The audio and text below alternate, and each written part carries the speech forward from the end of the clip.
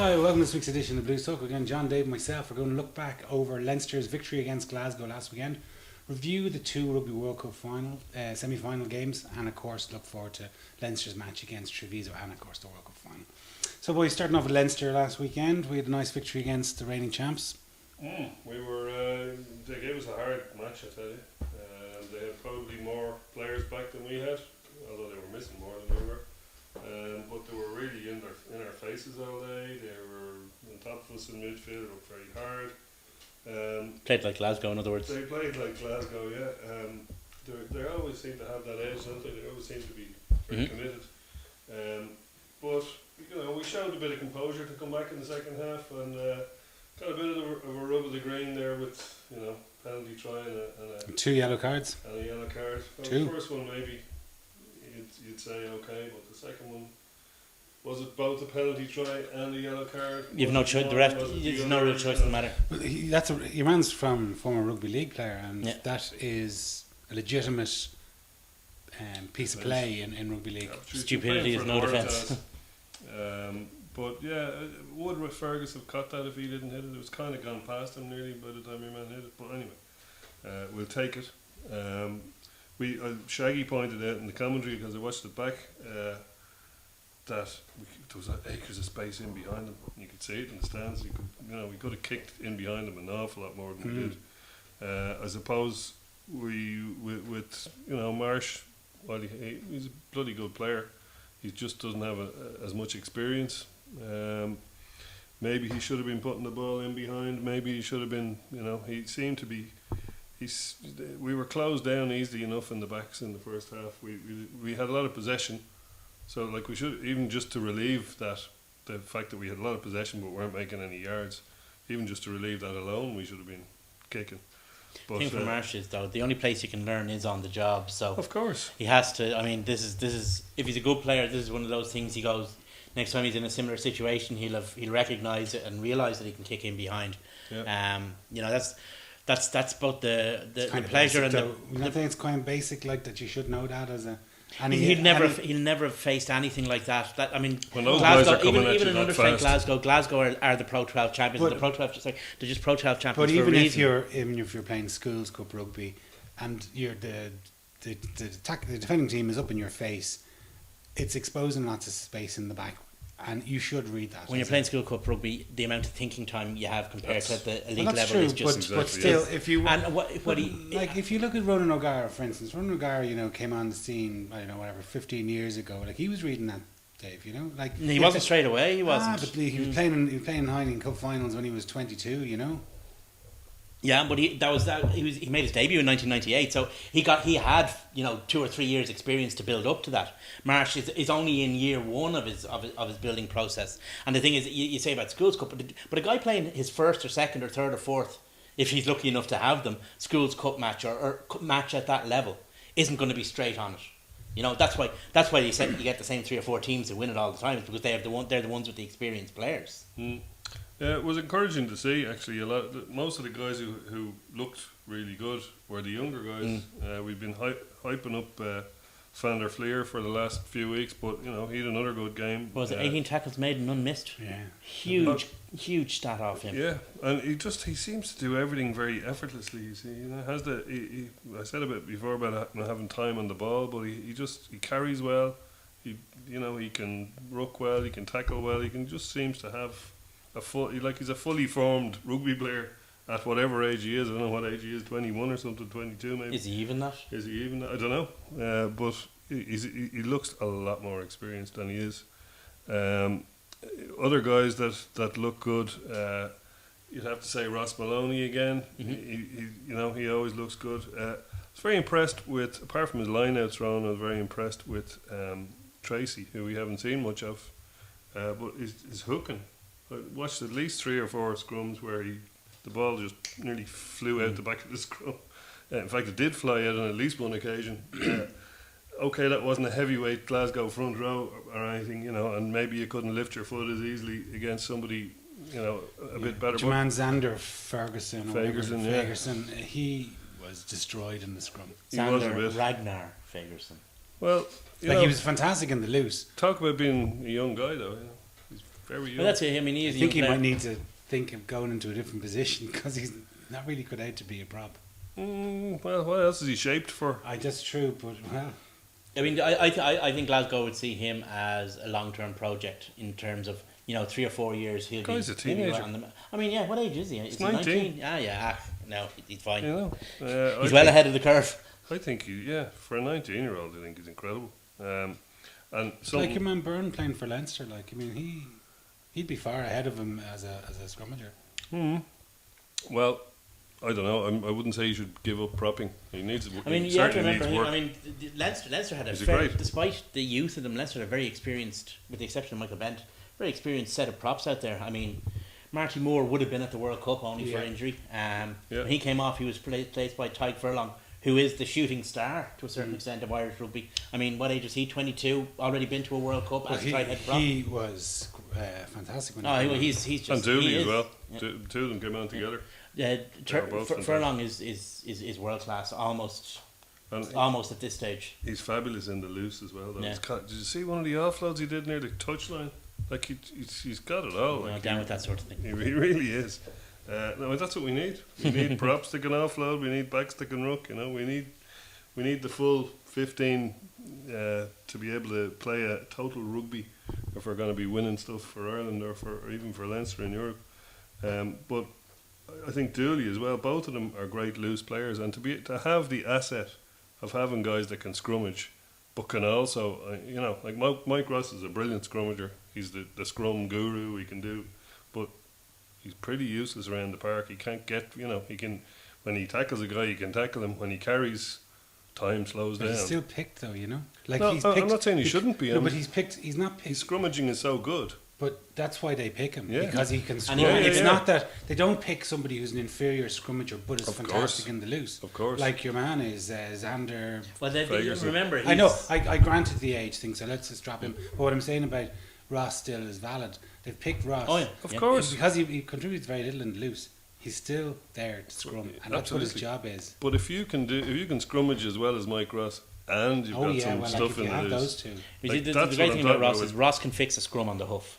If something's going wrong out there, he's able to do. And I mean, in terms of the loose, the best you can say about him, if a guy runs into him, he won't miss the tackle. and in fairness, if you ever watch Mike Ross, he always gets the ball back. Mm-hmm. If you notice it, when he goes to deck with the ball, he always retains possession, which isn't always the case with a lot of those kind of, if you like, less athletic props. I'm not running down Mike Ross by any means. What I'm saying is, Tyke Furlong at 22 or whatever Yeah. age He could be. Yeah. looks like Yeah. he could get to as good as Mike Ross while still being able to do the stuff around Yeah, the I park. agree with you. And, you see, Afoa is a guy. but you see the advantage of who having could do somebody on the other side like Keane Healy when Keane Healy is fully fit and on top of his game to be able to scrum, but also been devastating in the loose. Yeah. Well, See, there, I there mean, you go. There's the other thing. I mean, Keane Healy has to come back. Jack McGrath has to come back. Mike Ross, as we said, has to come back. Marty Moore has to get fit. Two full front rows we lost to Ireland. So. Tyke Furlong has to bed in. Then we've got the second rows and back rows to come in. I mean, we should be dominating teams through the scrum next season. That's the way we should be doing it. That is the strongest point in our team. Yeah, could easily be. But like we're so successful, if in the front row, that our success is going to hinder us insofar as you're going to take, as you said, two full front rows. So every then you're time, down yeah. to your 7th, 8th, and 9th choice. But look at how good They're not they are. bad. No, I know, but I mean is that other clubs mightn't be as badly fit, so they'll have their first choice guy up against our 7th, 8th, and 9th choice. Still, if you've got either Moore or Furlong, and you've got Bent and now Dooley, who looks the real deal as well, he's really good, So we seem to be churning them out. Other guys that Conan was fairly impressive. Didn't play the full 80. Ruddock managed to get up into the second row for a rest at one stage. I thought he looked good actually. When you consider that the he didn't play a lot of rugby on his sojourn, but he would have racked up a few miles. Yeah, absolutely. He's a guy who's looked very impressive this season so far. Then the backs I looked. think Ringrose again. I was going to come on to him, man of the match. You get sort of fellas who are so hyped. Like even say in England, like Sam Burgess, there was so much hype about him, but kind of failed to deliver, really. We'll come to him later. But, you know, when you've got Ringrose, and there's so much hype about him in Ireland, and he's still only a kid, Yeah. but he is starting to deliver. Like, and it's not just the flashy bits. He's looking for work all the time. His defence has been outstanding. Like, he's Yeah. been put in some really, really big tackles. For a fairly willowy looking yeah, kid, exactly. you know. He's actually I actually think he's not as willowy as we all think he is. If you actually look at him, he's okay. He's not man big yet. But when I compare him to say Luke Fitzgerald in his first year, now maybe he has a year or two on Luke, but he looks a lot bigger, a lot more physically impressive. He's I think tall. he's- I'd say he must be 6'3". Yeah. Luke Fitzgerald 6'1", Yeah. so he is that bit bigger. Then by the time he hits his final growth spurt, as it were, he's going to be quite. I'm going to say he's going to be quite a bit of a beast. Yeah. Oh yeah, he's plenty of room to fill out, but he's a kind of a wiry. He's a guy. I'd say be a more a Paul O'Connell type than a guy who's going to turn into Sean O'Brien overnight. Yeah. He's got, he looks lean. I Kind wonder of. if they're playing him on the wing to actually kind of mind him a little bit rather than sticking him in the Absolutely, middle of yeah. the park. Yeah, it's a bit of a something I was going to come on to it's a bit of a conundrum. Remember last season we had such problems with our 10, 12, 13. Mhm. We got down to the business end of the season and we didn't know who our 10, 12, 13 is. Now obviously this year we've been helped with the first number because we know who's our going to be our 10. Who's going to be our 12 and 13 is still not that clear though. Like you've got Theo, Fitzgerald and Ringrose that can possibly come in at 13. You've got Fitzgerald again, you've got Reid and you've got Madigan that can be 12. It's none of those combinations are screaming it, there's the one. If you ask 10 Leinster fans, you could get 10 different combinations of I want Theo and Ringrose together, I want, I would have preferred if 12 months ago when Theo, or however long it was, first came in, that he was prepared as a 12. Because now it would have worked out better for us. Obviously, hindsight is perfect vision. You have somebody like Ringrose following And his have offloads. Ringrose outside him, you'd have Luke outside him. It wasn't possible last season for a whole plethora of reasons, but we're kind of paying for it now. But on the other hand, see, I want to see Ringrose in his best position. I want to see that happen at some stage. I want to see 20 minutes, half an hour of Gary Ringrose at outside centre. They moved him in twice, didn't they? Last two. week, yeah. Whether it wasn't. I want to see it. It wasn't long enough. Nope. At outside centre, and I'd love to see him play that outside Ben Teo. But I don't know if that's going to be an option. So I've got a feeling that when it comes around to the business end of the season, if you like, when we're playing in the European Cup, I've got a feeling it's going to be Fitzgerald and Teo. Could be. See, But that's Fitz looked really good. look good at 12 Looked and he really played good at for 12 Ireland. when he played for Ireland. And now, admittedly, the opposition was what it was. But you can only he did well. I thought. He did well, but like I say, none of them are. You could make a case for him at 12. You could make a case for Reid at 12. You can make a case for Madigan at 12, and you can make a case Theo at 12. So And then of course, there's a lot of. again, If you're going to give all of them game time at 12, the question season will is, be half over. will Ringrose be able to hold off the returning players on the wing? Because you got Luke, or not? Well, Luke is the one, but you've got Dave Carney coming back. You got Rob Carney coming back. Rob Carney's going to play 15. so Issa is going to be. Is in the Issa going to be mix shifted? for the wing spot? Is Aoife going to be shifted to the bench? Yeah, doubt it. Yeah, that's the question. You see, so he's actually he finds himself between the hammer and the anvil. But the thing about him is, I've got a feeling that he's the kind of guy who can hold the hammer off. Absolutely, yeah. If he keeps going the way he's going, it's At only some a matter stage, we of may time. come a situation where we play Luke at 12 and Ringrose at 13. You I never know. suppose he's played 5 matches so far this season, so maybe when the internationals are coming back in, might Maybe be he time needs for a break him as a to young rotate player. him out a little bit. Yeah, give him a bit of a break as a young player and then come back in again. Well, like he seems to have everything. He seems to have great reading of the game. He can tackle, as you've said. He can distribute. He's really got it all. His just needs to basics are keep good. going. That's the thing that's most impressive out of everything is his basics are good. Yeah, but also knowing what to do. This like the shot selection. I've seen him shoot up as well in defence, which is a real 13 trait, and cripple some guy who's about to try and get wide past him.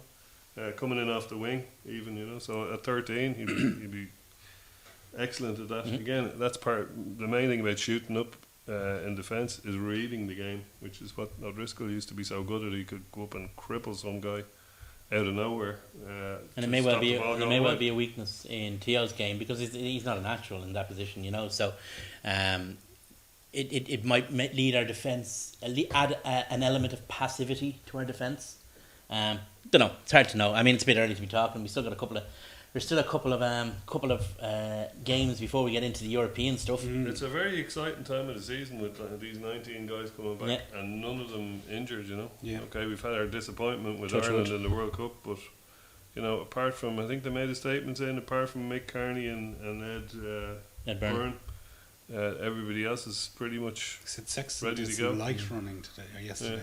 I'm sure we've heard all that I don't know before. what that means. I don't think Sexton is going to play on Sunday, but he might play the next Friday. You know. I just don't believe a word that comes out of Leinster.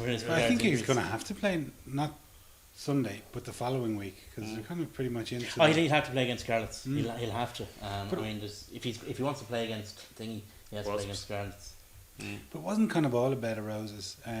You know, like I thought Still can't maul. our defence and At was times, quite yeah. porous. It was. Glasgow's first try came directly from a Leinster maul that was marched back. And we never once, after that maul, we never once crossed their gain line until we lost the ball and they scored. And it's been an ongoing problem for the last... I know I keep bleating on about it and people are sick of listening to me. But a lot of the success of Irish rugby is based around just the absolute efficiency of our set pieces. And the maul is a set piece. It mightn't be an official set piece, but it really is. Or it's the efficiency of our set plays. And Leinster's maul is dreadful. Yeah, it needs some serious work. All right. No, well, maybe, we are having, going to maybe get. having all the guys I back was will about to make a say big difference. we're going to get an injection of some serious maulers, if you'll forgive the But it expression. was fairly dreadful last year when they were there as well. So And Ireland's maul hasn't been as good as it was either. You know, that was looking like a real weapon last autumn. And it didn't look quite as it didn't look it's rubbish. tight. But it didn't Tight, look at Toiga. exactly. So yeah, we'll see. For Treviso, I'd say we'll probably see half our team back, and Might see Madigan. you might see Madigan at half. Yeah, Madigan. You might see kind of, if you like, the second tier Irish / Leinster guys like some Madigan. Might see Dave Carney make a comeback. Anyone who's not injured.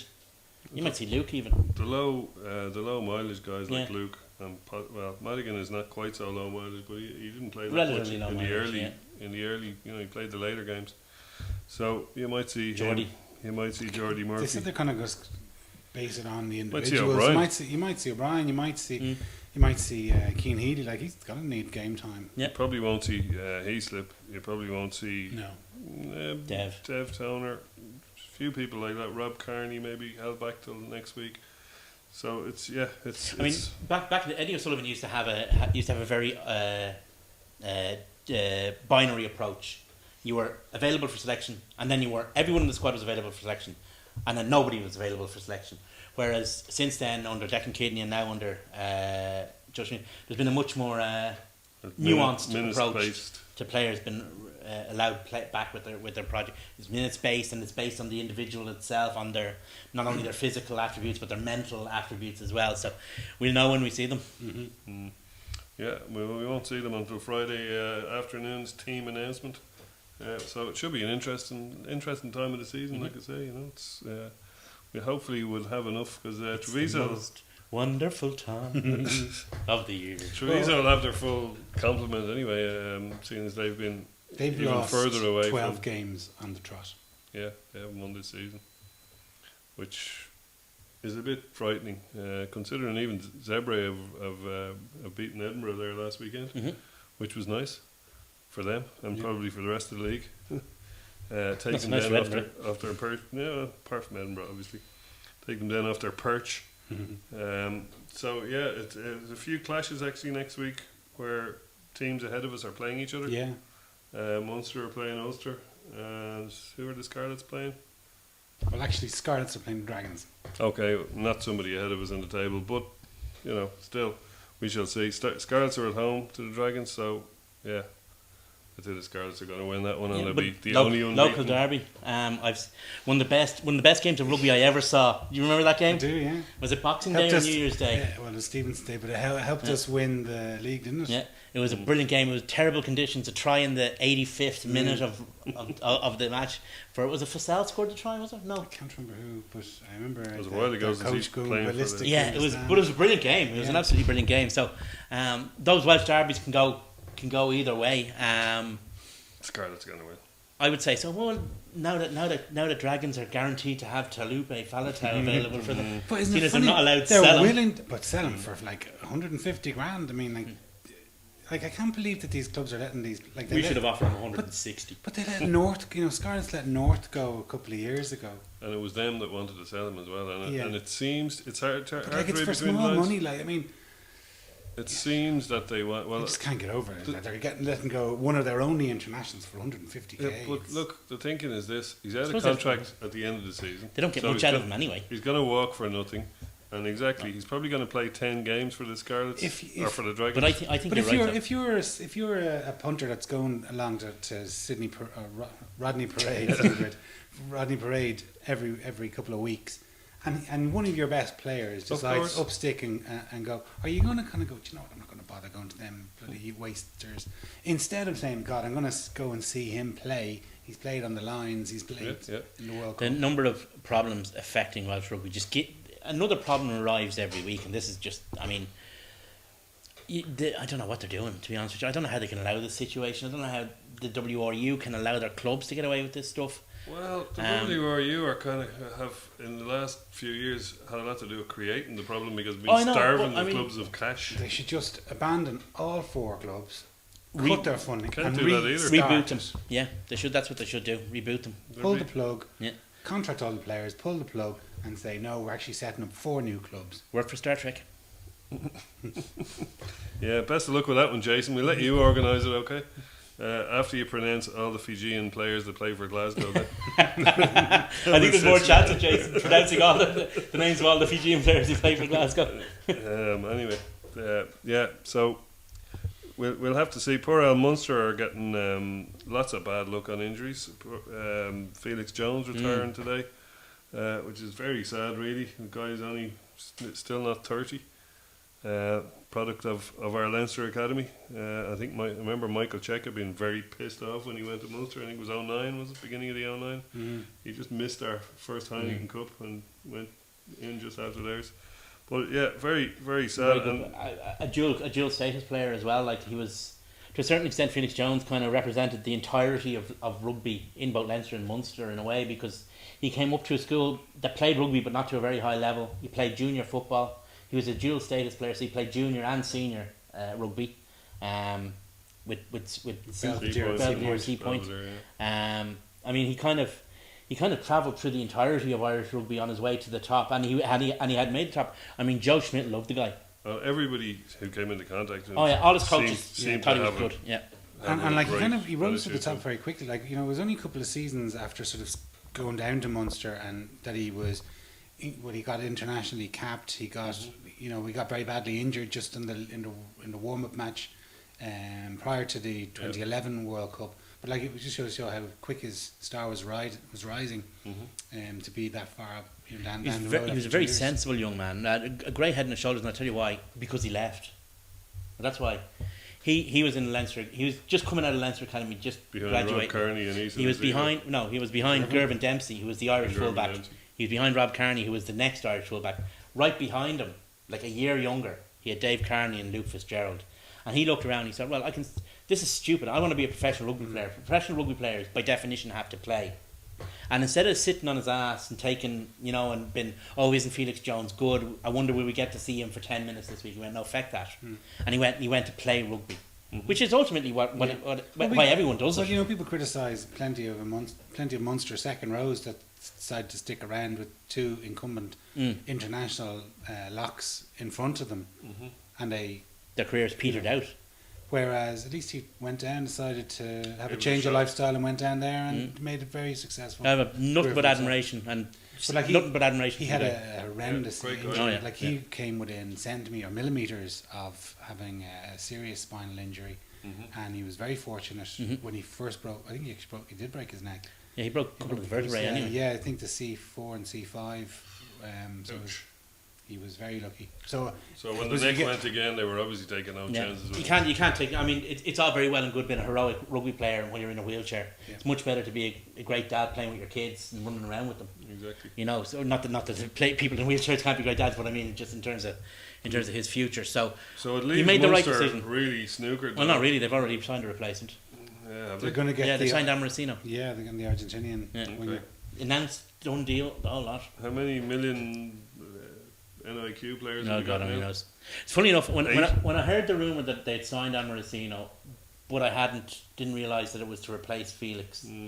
I did a list and I could put out a Munster team with the exception of loose head prop and hooker that didn't have a single Munster player in it except for those two.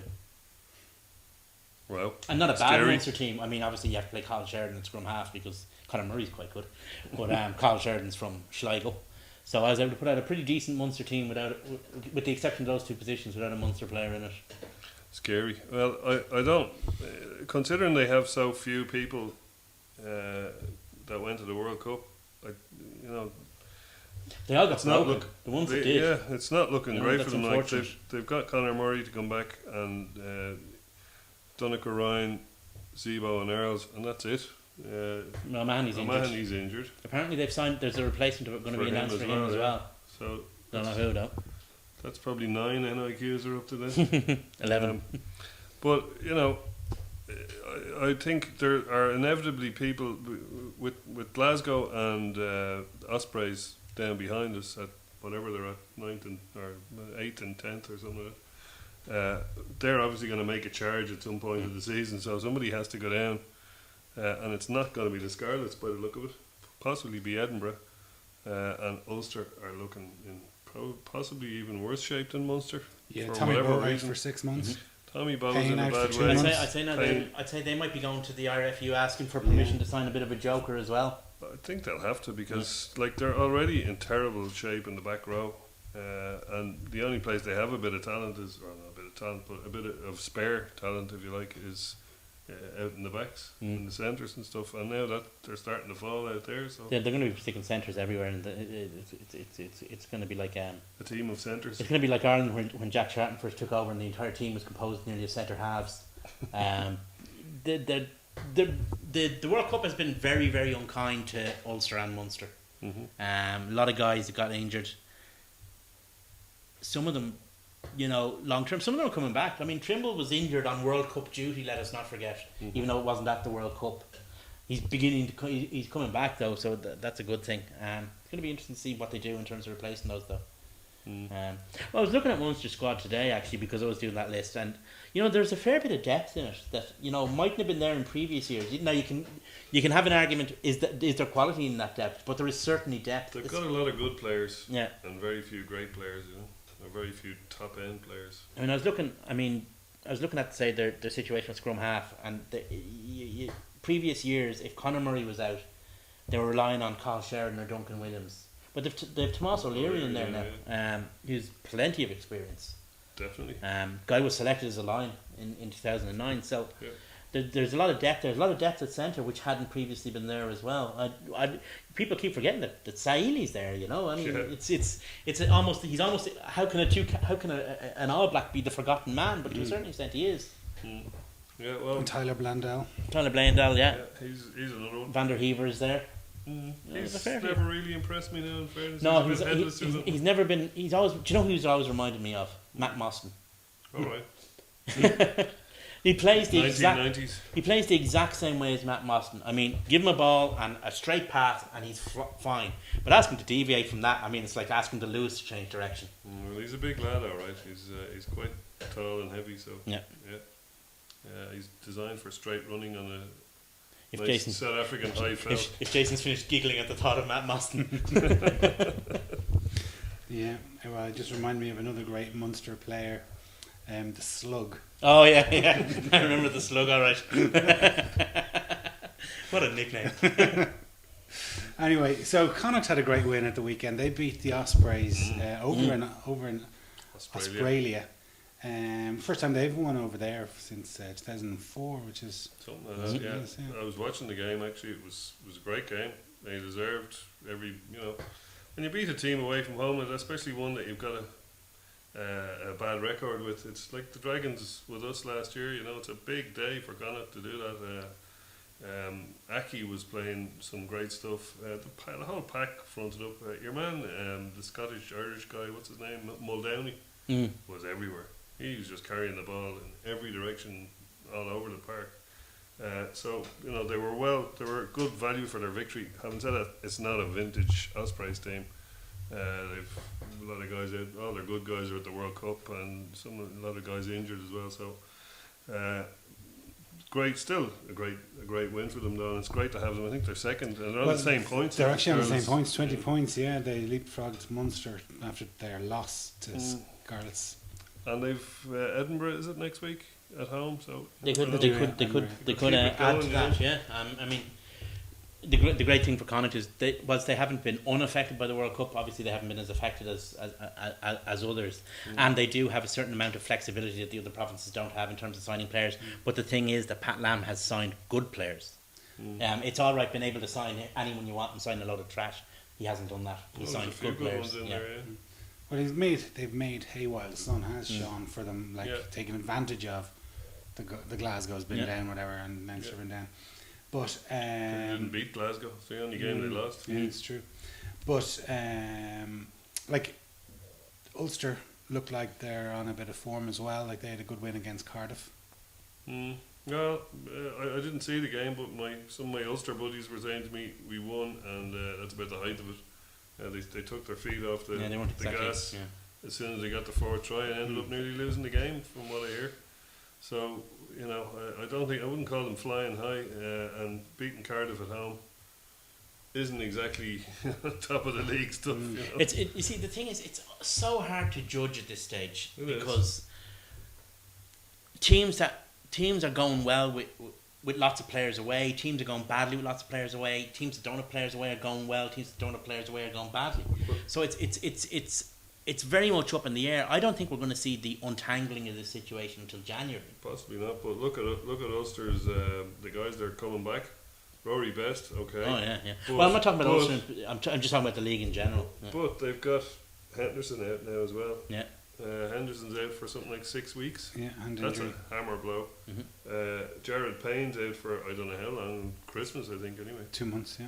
And then they've got and Bo is probably out for the whole season. Well, he's out for 6 months. They said so. That's pretty much that brings you to April. So well, I'd say he'd be out for 6 months, but they want him back. Joel want him back running in time for the tour to South Africa. But at this, and that's a hard ground tour. But you think of those players that are missing, they're going to miss certainly the first 2 rounds of the Heineken or the European Cup, possibly the first 4. Say with Henderson. So if you're missing Payne, so if you're missing those, like a third or a fifth of your team. Well, it's slightly compressed with the World Cup. You've got 3 months and 6 games. But if you're missing a bulk of your starters, or good contingent of your starters for those matches, there's no point. You're saying, Bo might be back in April, but at that stage their season could be gone. The season could be over by then. Their European season, but the fact that they may be out of Europe by January might give them the league to concentrate on. They've had a lot. They had a long. Yeah, they've had a lot of time to concentrate on the league. That's true. Well, I suppose that moves us on to the semi-finals that were played last weekend in the World Cup. 2 great games again. Once again, the World Cup. The World Cup that keeps on giving. It sure does, and it's going to be a shame. There's only 2 more games left, but it really is. Oh no, it's unquestionably the best World Cup ever. Yeah. And the 2 best teams in the final. Yeah, we picked them out before the tournament kicked off and said they're the 2 best. But they're also the 2 best teams on form. Yeah. Not only were they perhaps the pre-tournament favourites to make the final, they're the 2 teams that deserve to be in the final as well. Because sometimes you get an unbalanced final, but these are the 2 best teams in it. Yeah, and they're up the top of the Rugby Championship, and now they're up the top of the World Cup. So that says it all about. But you have state to. Of the nation. There's something you have to admire about Australia. their sport is a real minority sport in Australia, like way behind NRL, Aussie rules, cricket, even football is kind of gaining a foothold. And yet this is their 5th final of the 8th Rugby World Cups. Like, that is phenomenal. And something else I heard during the week, it's the first. You just said 5 times Australia have been in the final, and New Zealand have been in 4. It's This is their their 4th, yeah. So that's a lot of places, but they've never met in the final. That's correct. Yeah. So the first time you're going to see New Zealand playing Australia in the World Cup final, which that's. When you think about it, like, they've both been in so many, it's incredible they've never been in the same one. In the final in the semi-final in '91, if you recall, there was a poor enough New Zealand team that year in Dublin. Yeah, in the face Campese went off into the corner and started kicking balls to himself. In the face of a public that were still heartbroken over what had happened a week previously against Australia. That was a poor enough New Zealand team. That was probably the poorest New Zealand team of the modern era, I would suggest, that '91 team. Made up for it in '95, but they didn't meet in '95, did they? No, I don't think so. Didn't the South Africans knock out the Aussies in the semi-final? Am I right or am I wrong? You're right. France knocked them out in '87. Australia in '91. '95 it was France, all right. Anyway, they won it in '99. They won it. England beat them in the final in '03. They have a very impressive record, actually. Or not actually. That's what we're discussing. They peak for World Cups. Where they're really, what the great thing about Australia is the innovation. Australia are without question the most innovative. I remember back, and this is going back a long time ago, when they toured in Ireland, and it was toured before Home Unions back in '84. Alan Jones was the coach, and I remember speaking to one of the coaches in my school, and he was saying that they went to a talk that Jones was giving, and at the time, Jones said that they had something like 30 or 40 backs moves, which was absolutely mind-bending at the time. Now, I mean, like, I heard Keith Woods been interviewed, and he was saying that they had when he was playing, there was 250 variations of line-out calls, but that's the game kind of moved on a bit. But this was going back, 30 odd years ago. That Jones just brought in this, brought a new approach into how back play worked. He had the cattle too. Let's face it. He sure did. Yeah. There are and Campese and the other brothers. There are teams that change how a sport is played.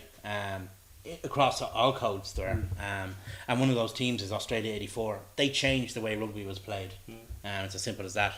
They changed the way the World Cup final was played in 1991 when they goaded the English into trying to play the same the English style. into losing.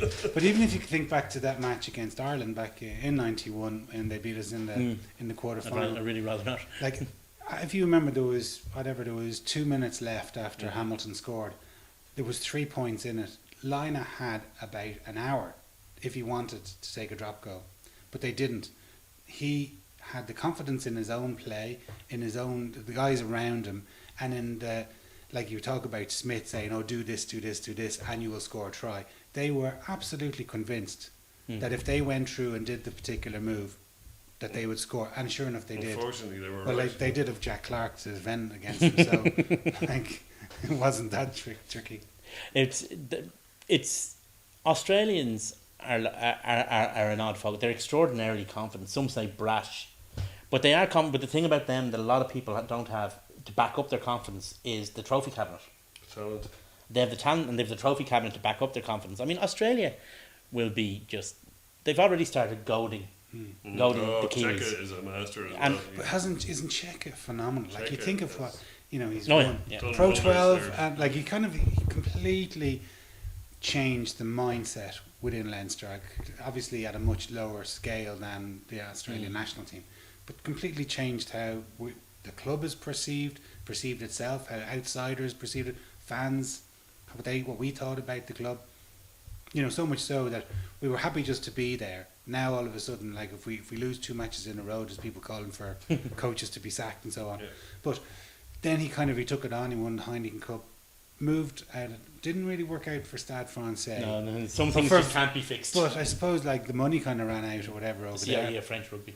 Then he moved to Australia, took a losing franchise, and Yeah. swapped them around. Yeah. Like the Reds had won a couple of seasons before.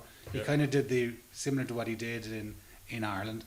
And then he takes over the national team that had been That was a basket case. that An was- absolute basket like case. I mean that when you're out half turns around and says that the atmosphere within the camp is toxic, Poisons, Mm. yeah. and he's changed that around to where they're all playing for each other. And he did. I think we said it last week as well. He got rid of James O'Connor on the way. He was obviously singled out as the person that he wanted to, that he could do it out the most, so as he could hold them up and go, see what happens if you don't play my But- way. And I agree about him, but look at what a he's very done. high profile yet unessential unessential player. But That's look what he's done my with point, Beale. yeah. Look what he's done with Beale. Like, Yeah. if Well, he you had could, him in the Waratahs as well. but could you That was- imagine if you dropped like someone as controversial or not controversial, but as volatile as him? He could be a hand grenade waiting to go off, but he isn't. He's coming on and he's winning games for them, Yeah. or he's changing the course of games because he wants to prove a point, not because he's thrown his toys out of the cot. And who else is going to be able to get Quade Cooper to play second fiddle to Bernard Foley? And seemingly be happy about it. Yeah. And then you look at the reports, and now admittedly it's the pre-final propaganda war, but the reports in Australian papers of how much money the players with Toulon have given up. They've signed off their Toulon contracts for the period of the World Cup, and it's cost a certain amount of money, whatever. And now, admittedly, this is propaganda stuff, but the fact is that they've done it. Well, if they have done it. there's no better media to get behind the team Oh, yeah. than the Aussies. Oh, the Aussies are. I know. Well, the New Zealanders don't do a bad job either, I suppose. But Well, then they've only got a market of 3 million. It's I suppose 26 million. It's a mouth-watering game. I mean, Dan Carter's in superb form. The All Blacks look like they've a little bit in the tank. I know they only won by 2 points. But there is But one they thing, look right? like There was they've- 2 refereeing decisions in that game. The first one was when, Habana charged the conversion, and Yeah. okay, he probably left a bit early, but many ref hasn't given it. Carter got a chance to take the re-kick. He missed the And he first got it. one. He got the second one. They won by 2 points. Tell that to Luke Fitz. The first, He also dropped a goal at one point, didn't he? yeah, Yeah. So, but I'm just saying, like they won by 2 points. and the other one was Kano's try was forward. That ball was definitely forward. I don't remember. It was forward. absolutely It was. forward. I mean, you could see it. TV3 slowed it down. It was about, I'd say, a yard and a half forward. Yeah, I can't honestly argue with you there. I don't remember. But they got out of it by the skin of their teeth. At the same time, they kind of looked like But if that game went on for another South hour, Africans never. South Africa wouldn't have scored a try. That's They wouldn't have- exactly it. they were They never toothless. The thing is, threatened. they still could. South Africa changed how they played in the last. South Africa over the last 3 years have been moving towards a much more open game. Have they? They've What been games are you watching? they've been moving towards it. It hasn't I necessarily know. succeeded. And then They have a bit. about 12 to 9 months ago, they just stopped and said, Went "No, Back into the show. we are going back to Springbok rugby, page one." Mhm. And to a certain extent, it's been successful for them. Mm. Question is, could it ever be ultimately successful against a team like New Zealand, who aren't going to be impressed by the physical? And if you're not going to attack them with something cerebral, then it wasn't going to be an issue. But the thing is, maybe South Africa mightn't have scored a try, but they might have still kept popping over the multiples of 3. Mhm. And that was the thing. Ultimately, for all their lack of invention, they were still only 2 points off after a game with, shall we say, even with some controversial decisions. So, a Kiwi mate of mine sent me a WhatsApp about 5 minutes before the end of the game or maybe it was 5 minutes after the end of the game of Sam Whitelocks and just up ahead of Victor Matfield getting, I think it was 8 minutes from time. He said, there you go. That was the turning point of the game, and it was the crucial point. South Africa had a line out quite near. I think it was between the 10-metre line and the 22. And if they'd have got it back and got a bit of mauling going, they might have got down for 3 points either from a dropper or from a penalty, and then they could have possibly closed out the game. But that was a really, really, really crucial bit of. It was a typical Forward play. All Black Springbok match with nothing in it at the end, and except for a bit of a dollop of argumentativeness about over what happened during it. Well, when I think as well when Kano went off and when he came back on and they had turned the game around completely. Yeah, but like it was 3-3. Like that was the score on those 10 minutes was 3-3. Yeah. You know, like South Africa had an opportunity, or they should have pressed home their advantage, and they couldn't and didn't. Hence, They got 3 lost the points, I game. think, from the penalty that he conceded, And then Dan Carter got a drop. Yeah, the dropper was evened that up. So you kind of felt they had it at that stage, but yeah, it stayed in the balance until the end of the game. But it didn't feel like it, to me anyway. It didn't feel like that the All Blacks were I didn't think they were ever in lost trouble. control. Yeah, Yeah, exactly. that's it. I mean, to a certain It's extent, funny at for the- a game that's only 2 points in it. That's it. I mean, at the end of the match, you actually had to remind yourself that there was only 2 points Yeah. in it, because it seemed to be much easier for the All Blacks than it was. It's easy for us to say. I know, but you're looking at the match. The All Blacks seemed to be much more in control than they actually really were. But then, that's the nature of those games. Argentina were made look bad by Australia, possibly helped by the look that Australia got at them playing against us. I mean, they saw all I what thought they were there going was to a do. few things that they seemed to play their final or their big Against game us, against yeah, us, we said just that. as we might have done against them. But also, they seemed to suffer. It was parts of that game was a carbon copy to the Irish game. Like I think they went 14-0 down within 10 minutes. You know, it's very difficult to come back from that just psychologically, as well as whatever's on the scoreboard, and you know, then they managed to get back within kind of sniffing distance. I think they brought it back to 12-17.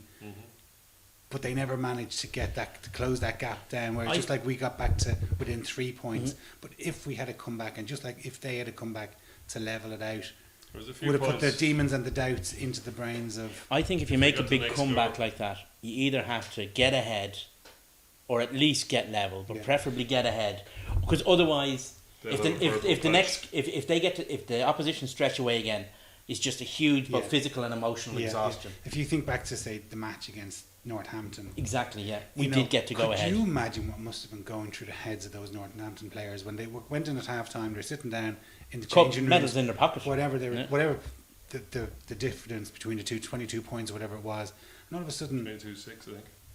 so, whatever, when they came back out and 15 minutes into the match, that deficit had been wiped out. What must they have been thinking?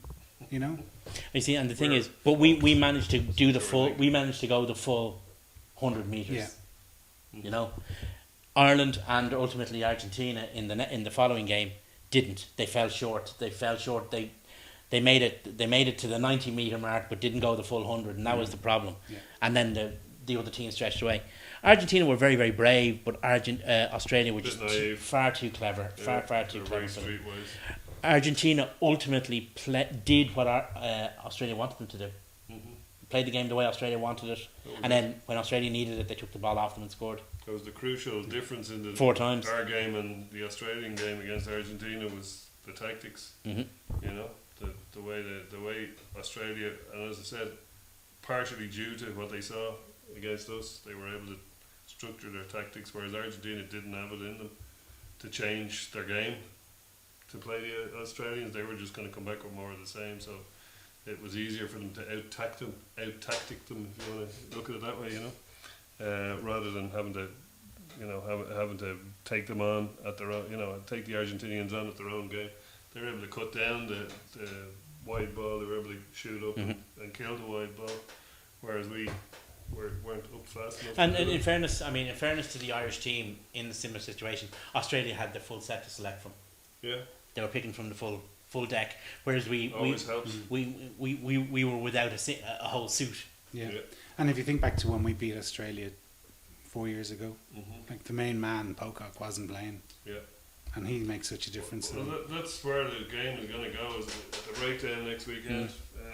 There's going to be a huge. It's going to be some battle, isn't it? That Australian back row now looks so like your man Fardy is. You don't hear much about him, but he's doing they're doing the fancy stuff. He's Well, doing all the nuts and bolts. Here's the ironic thing: did either of you watch the documentary on BBC Wales about Nigel Owens that was on Monday night? No. There was a documentary on BBC Wales about Nigel Owen on Monday night, and it had been made, and indeed it was shown before he was confirmed to be the final referee. But here's the thing: he was asked about his style of refereeing, and he says there's certain things you can and can't do on a pitch. In terms of a referee, I mean, you can't literally fix the scrums. You can change the guys, either get the guys to change their behaviour, but you can't do anything about it. You can do something about the breakdown. His belief is that how you referee the breakdown influences the entire match. If you get the breakdown right, everything follows from there. Mm-hmm. So we've got a match where the game is going to be won and lost the breakdown because of the personalities involved, and we've got a referee who believes that's the most important part of the match. Yeah, it's going to make for a hell of a contest. And remember, games that he referees at this level tend to be pretty good. Mm-hmm. Best ref and the best two teams. Yeah, should be good. It's going to be a cracker. I think it's going to be. Who's going to win? I'd say New Zealand, but you just never know. Mickey Checks could come out with some little master plan. I would say New Zealand, but I'm never ever going to bet against the Michael Cheika team. Mm-hmm. My head says New Zealand, but my heart says the Aussies. Yeah.